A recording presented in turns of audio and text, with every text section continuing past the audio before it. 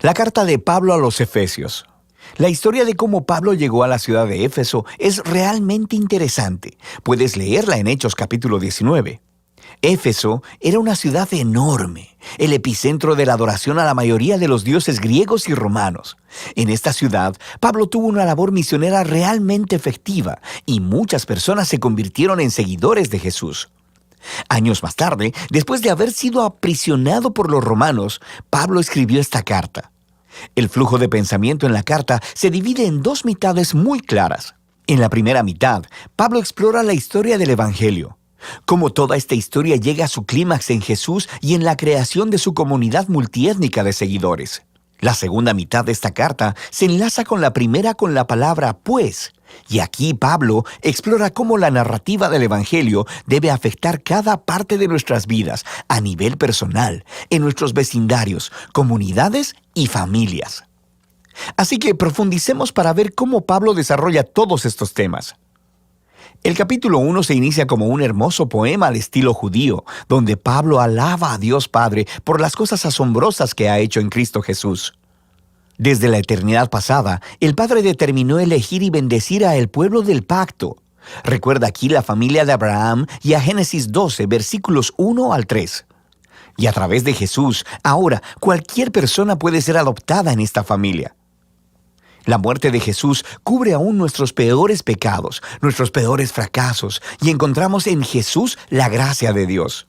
De hecho, dice Pablo, la gracia ha abierto un camino completamente nuevo para nosotros entender cada parte de nuestras vidas.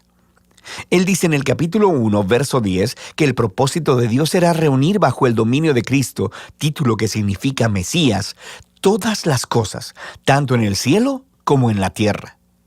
El plan de Dios siempre fue tener una numerosa familia de seres humanos restaurados, unificados en Jesús el Mesías.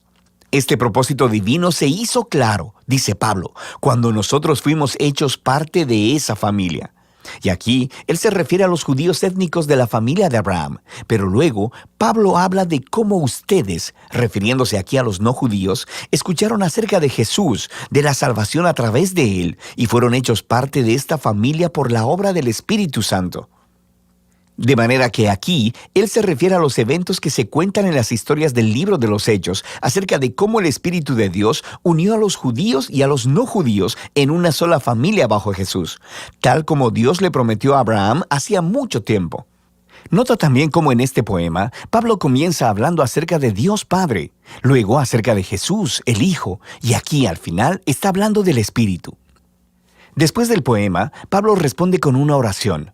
Él ora para que estos seguidores de Jesús no solo conozcan cosas del Evangelio, sino que experimenten su poder de manera personal, para que sean vitalizados por ese mismo poder que levantó a Jesús de los muertos y que lo colocó como la cabeza exaltada de todo el universo. Ahora, en el capítulo 2, Pablo regresa y desarrolla algunas de las ideas principales del poema en el capítulo 1, especialmente acerca de la gracia de Dios y de esta nueva familia multiétnica de Jesús. Él comienza contando de nuevo la historia de cómo estos cristianos no judíos conocieron a Jesús. Antes de escuchar sobre Jesús, estaban físicamente vivos, pero espiritualmente muertos. Estaban atrapados en una vida sin propósito, de egoísmo y de pecado, y además estaban engañados por las oscuras fuerzas espirituales del mal. Pero asombrosamente, Dios en su gran amor y misericordia los salvó. Perdonó todos sus pecados y sus vidas a la vida resucitada de Jesús y trayéndolos así también a la vida. Así que ahora, habiendo sido creados como nuevos seres humanos a través de Jesús, ellos tienen el gozo de descubrir toda la dimensión de su nuevo llamado, propósito y de las obras que Dios ha preparado para ellos. A ellos no solo les ha sido mostrada la gracia de Dios, sino que también han sido invitados a formar parte de una nueva familia. Antes de escuchar sobre Jesús, estas personas no judías no solo estaban apartadas de Dios, sino también estaban apartadas de su pueblo del pacto, la familia de Abraham. Y por una razón realmente práctica, los mandamientos del pacto del Sinaí formaban una especie de frontera alrededor de la familia del pacto. Eran como una barrera que mantenía alejadas a la mayoría de las personas no judías. Pero en Jesús, las leyes de la Torá han sido cumplidas y la barrera ha sido removida. Los dos grupos étnicos se han convertido, como dice Pablo, en una nueva humanidad unificada y que pueden vivir juntos y en paz.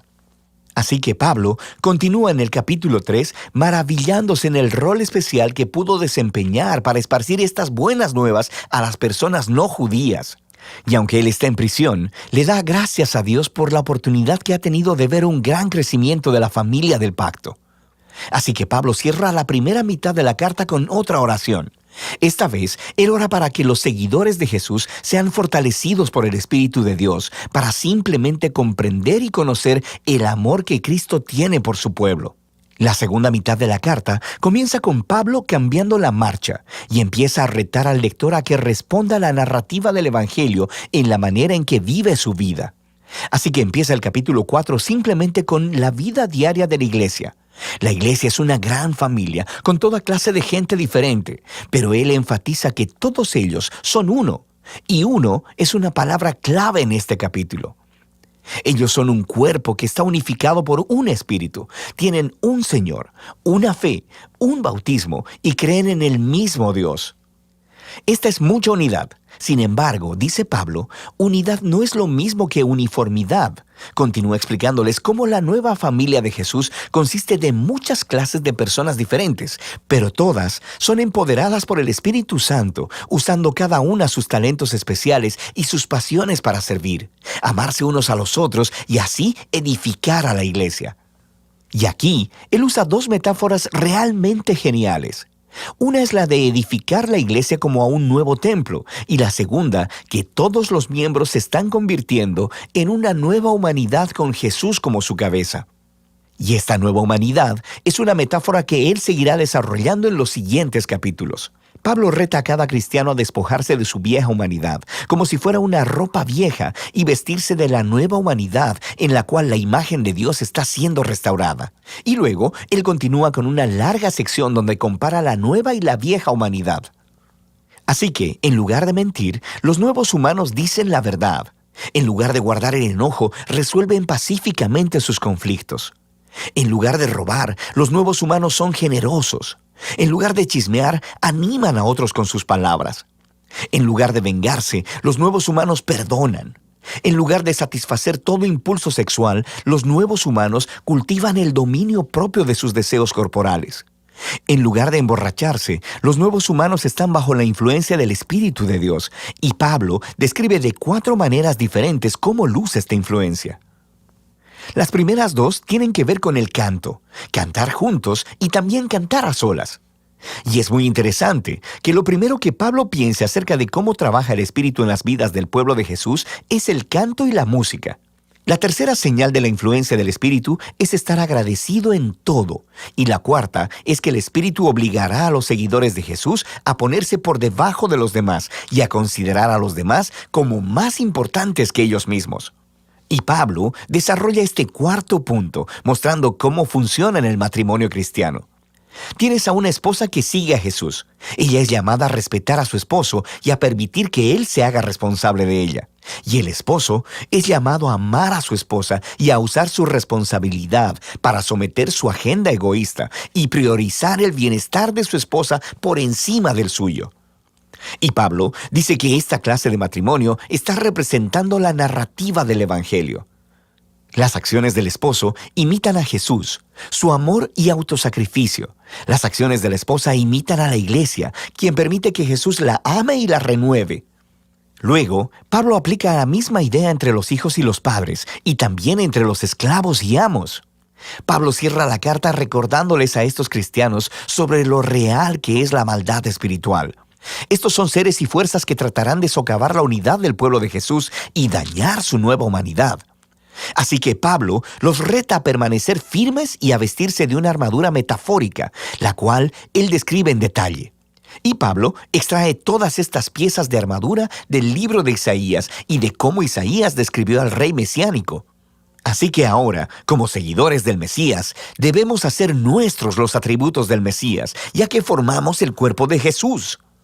De manera práctica, creo que Pablo quiere que los cristianos empiecen a formar nuevos hábitos, utilizando la oración, las escrituras y nuestras relaciones de los unos con los otros para proactivamente ayudarnos a crecer y a madurar como seguidores de Jesús.